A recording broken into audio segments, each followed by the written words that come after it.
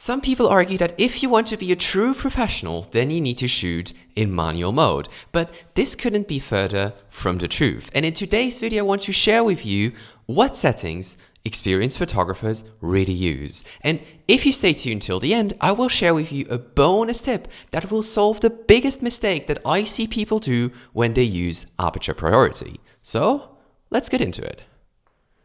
Okay guys, to warm up a bit, let's have a look at these two photos and can you tell me the difference? When we just have these two photos side by side, one cannot really see how they are different. And if we have a look at the settings, then we see that one has a slightly lower ISO, the one on the left, while the right one has a slightly higher ISO. But overall speaking, the impact of these different settings is relatively minimal. Now let's have a look at a second couple of photos, and now I ask you to do the exact same thing. Tell me what is the difference between these two photos. And in this case, the differences are more significant because the one on the left-hand side has a significantly blurrier background than the photo on the right-hand side. And if we have a look at the settings, we can see that the left photo is taken at an aperture of f1.4, while the photo on the right-hand side is taken at an aperture of f5.6. So what conclusions can we draw based on these four photos? And if we consider the first two photos, then one conclusion we can draw is that we can have different settings, yet very comparable or even indistinguishable results. And if we have a look at the second couple of photos, then we could argue that some settings, most notably aperture, can have a much bigger impact on the overall look of your photo. So let's for instance consider a scenario where you want to photograph a person walking down the street. And in that scenario, it probably doesn't matter whether you have a shutter speed of 1/2000th of a second, 1/1000th of a second, 1/500th or 1/200th of a second, because all of these shutter speeds will be enough to freeze the action in front of your camera.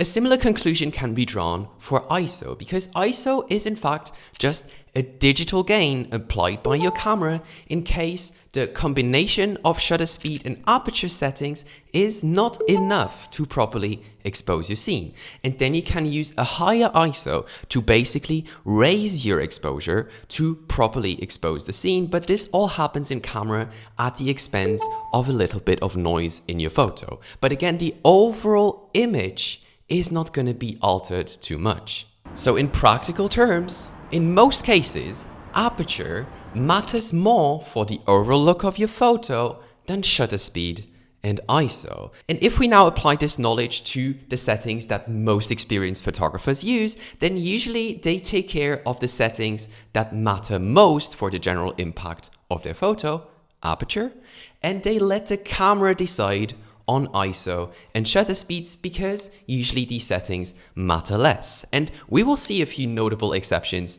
to this in a minute. And when you prioritize aperture while taking the camera take over shutter speed and ISO, then we're talking about a mode that's called aperture priority. And shooting in aperture priority has a set of advantages. The first advantage we have already set up before, which is that you take control over the relevant setting that matters most, which is, in most cases, aperture. So if you shoot a full body portrait, for instance, you might want to consider shooting it wide open at a low f number. But if you take a group photo, you want to make sure that everyone in the group photo is equally in focus. So you might want to consider shooting at a lower f number. The second advantage of aperture priority is that it allows you to quicker react to changing lighting situations. So let's consider the example of you being at a nice coffee place and you have your coffee in front of you, take a photo of it, and later you need to go out and shoot in the bright sunlight. And instead of having to mess around with all your settings, your camera detects that there is now more light available and it will adjust your shutter speed and your ISO according to the new circumstances, and you still get a properly exposed scene without messing around too much with settings. And the third advantage of aperture priority is that it allows you to solely focus on the scene in front of you. So you do not have to mess around with settings, but you can solely focus on what's really important, which most of the time is your creative vision, what you want to have in focus, and how you want to frame and compose your scene so that you can have the most impactful photo. But as already mentioned before, there is a few exceptions when shutter speed does in fact matter for the overall look of your scene. The first scenario in which shutter speed matters is when you choose a very slow shutter speed. For instance, if you want to do a shutter drag effect or a panning shot as it's also called, then you deliberately choose a slow shutter speed and you have a moving subject like a cyclist, for instance, just rushing past in front of your camera, and you just pan with your camera and you try to match the speed of that cyclist. And what you will see is that your cyclist will be in crisp focus, while the background appears like everything is moving because you have chosen a deliberately slower shutter speed. Alternatively, you also want to use a slower shutter speed for a static scene or a scene where everything around you moves but you and your camera stay still. And this can also mean that there is a dynamic in your shot and there is movement in your shot and overly making your photo more impactful. And sometimes for these types of shots, I go as low as 1/4 of a second. But bear in mind that for this scene, you either need to have a stabilized camera or a stabilized lens or a tripod.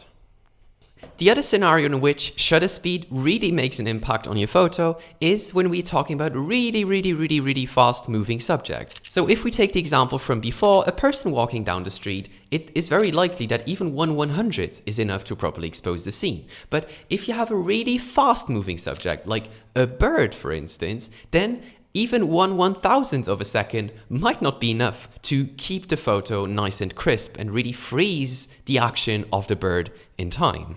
So if we, for instance, consider this photo, you can see that I have taken this photo at 1/1000th of a second, and you can see that there is some motion blur in the wings. And this might be a creative choice, but I actually wanted to have the bird fully frozen. So I had to retake the photo, and this time I shot at a shutter speed of 1/4000th of a second. And as you can see, now the photo is in crisp focus. So in other words, if you have very slow shutter speeds or very fast shutter speeds, then it might be required to take control over shutter speed to get the desired effect. And in that case, we do not shoot in aperture priority, but most of the time in shutter priority. And shutter priority effectively means that now the camera takes control over aperture and ISO, while you take control over your shutter speed. But now back to aperture priority. In fact, aperture priority has one issue, which is that if the light gets dim and you have control of your aperture, so you're gonna open up your aperture all the way because you're gonna shoot in low light and you want to maximize the light that's going through your lens and hitting the sensor. And what could happen in that case is that the camera just sacrifices your shutter speed, making it very slow, effectively meaning that everything that's moving in your frame will be blurry, and it appears like there is not a whole lot you can do about it because you're not in control of shutter speed, right? But this is exactly where today's bonus tip comes in, and the secret sauce is called Auto ISO settings. Auto ISO settings is a feature that basically every camera has these days, and it allows you to influence both ISO and shutter speed even when the camera is officially in control of these settings. So how are we going to set up these Auto ISO settings? On Fuji cameras, you go into the menu under the camera icon, scroll to page 2 and click ISO auto setting. If you shoot on Canon, you go into your shooting menu, go to ISO speed settings on some models or ISO settings on others, find auto ISO and enable it. If you shoot on Sony, navigate to camera settings, exposure, ISO settings, and then set ISO to auto. And now we have 3 different auto settings, and we customize the first one to become our general auto ISO setting. First of all, we have to set our default ISO and our maximum ISO, and I usually let the camera take advantage of the full native range of my camera, which is from ISO 125 to 12800. In the second and last step, we set our minimum shutter speed, which I usually put to 1/125th of a second, where I know that I can both handhold my camera and know that my subject is nice and sharp. And now if you enable the auto ISO setting that we just customized and try to take a photo, you can see that the shutter speed does not drop below the ISO value. Most cameras usually allow you to customize up to 3 auto ISO settings. I, for instance, have one set up for sports in action with a minimum shutter speed of 1/500th of a second, and I have one for longer exposures where I allow my camera to go as low as 1/4 of a second for static scenes or deliberate motion blur. And with this setup, it allows me to take control over aperture while also making sure that my shutter speed will stay in a usable range, so no more blurry photos due to too slow shutter speeds. And if you're interested in why underexposing is a really powerful tool in photography, then feel free to check out this video up here in which I tell you all about it. And with that being said, thank you so much for tuning in and staying till the end, and I hopefully see you in next week's video.